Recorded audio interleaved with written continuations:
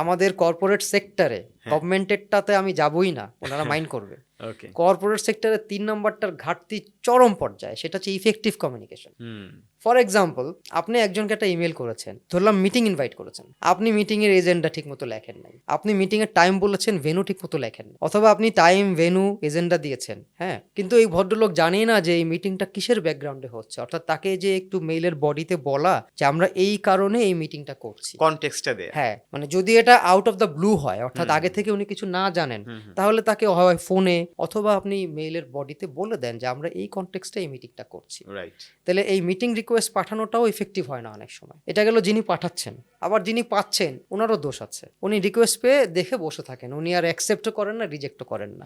Response তো করতে হবে। হ্যাঁ, তাহলে যিনি মিটিং অর্গানাইজার উনি কি বুঝবেন এই ভদ্রলোককে ইনভাইট করেছে, উনি আসবেন কি আসবেন না? তাহলে এই কমিউনিকেশনটা তো ইফেক্টিভ হচ্ছে না। আরেকটা এক্সাম্পল দিই, মানে এক্সাম্পল দিলে সারাদিন লেগে যাবে, হ্যাঁ, ছোট ছোট sure. এক্সাম্পল দিচ্ছি যে ইফেক্টিভ কমিউনিকেশন না হওয়ার কারণে কি ক্ষতি হয়।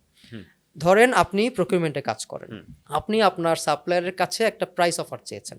এখন প্রাইস অফার চাইতে গেলে আপনাকে কিছু প্যারামিটার বলে দিতে হবে যে এই প্রোডাক্টের স্পেসিফিকেশন হচ্ছে এইটা, এই প্রোডাক্টটা আমি এত দিনের মধ্যে চাই, এই প্রোডাক্টটার কান্ট্রি অফ অরিজিন যদি আপনার মানে স্পেসিফিক থাকে, অনেক সময় ইন্ডিয়া, চায়না বলে দেওয়া থাকে, বা ইউরোপ বলে দেওয়া থাকে, বা এই দেশ হইতে পারবে না বলে দেওয়া থাকে।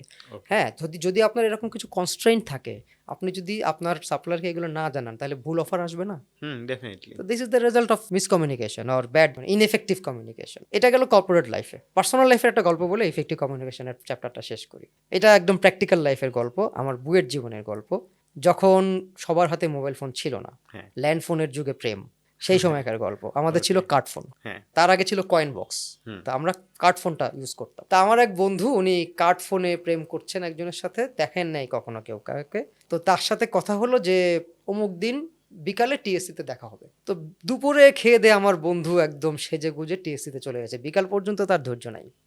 সন্ধ্যাবেলা যখন ফিরেছে তখন তার মন খারাপ, কি ব্যাপার, মেয়েটার সঙ্গে দেখা হয়নি, মেয়েটা আসেই নাই। আসেনি। ওকে। রাতে আবার কার্ড ফোনে কথা, তো কি হলো, মেয়েটা টিএসসির ভেতরে কোনো একটা জায়গায় তার জন্য অপেক্ষা করছিল, আর ছেলেটা টিএসসির বাইরে জনতা ব্যাংকের সামনে বা বাদামের দোকানের আশেপাশে ঘোরাঘুরি করছিল। তো কমিউনিকেশনটা ইফেক্টিভ হয়নি।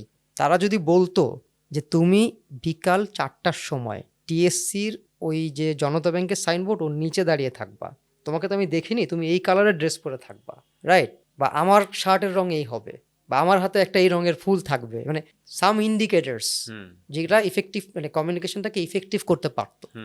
তাহলে পার্সোনাল লাইফে ইফেক্টিভ কমিউনিকেশনের দরকার আছে। রাইট। পার্সোনাল লাইফেও ধরেন আপনার ছেলে আপনার কাছে একটা গিফট চায়, আপনি তাকে বললেন হ্যাঁ তোমাকে আমি একটা ভালো গিফট দেবো, পরীক্ষায় পাশ করো ভালো গিফট দেবো। হোয়াট ইজ ভালো, তাই না? বলে দিতে হবে, স্পেসিফিক বলা উচিত। হ্যাঁ তোমাকে আমি একটা গাড়ি কিনে দেবো, রিমোট কন্ট্রোল গাড়ি বা রিমোট কন্ট্রোল হেলিকপ্টার। হ্যাঁ, তো আপনি যদি স্পেসিফিক না করেন, সে তো ড্রিমটা অনেক বড় করে ফেলবে, এক্সপেকটেশন মিসম্যাচ হয়ে যেতে পারে। সমস্যাটা হয় এখানে যে ড্রিমটা অনেক বড় হয়ে যায়। আপনি যখন স্পেসিফাই না করেন তখন এক্সপেকটেশনটা অনেক বড় হয়ে যায়, তখনই এই কমিউনিকেশনের সমস্যা।